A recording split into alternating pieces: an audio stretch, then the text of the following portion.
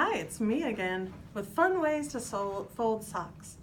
When your husband folds a sock, he probably doesn't and throws them in the drawer.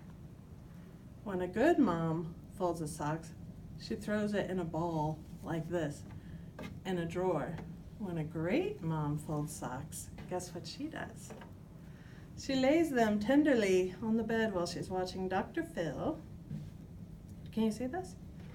Toe to the heel, bent up, ankle to the bend, outside fold, wrap around, and you now have a nice little stackable sock row. And if you want to be real fancy, you know, when your husbands or kids do their socks and they throw them in the laundry, they look like this from taking them off.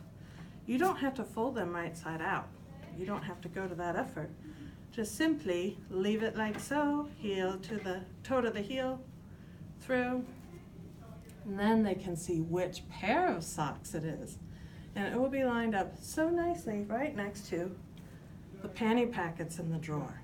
Rows. Do you like that? Do you like the organization? Being a mom is fun.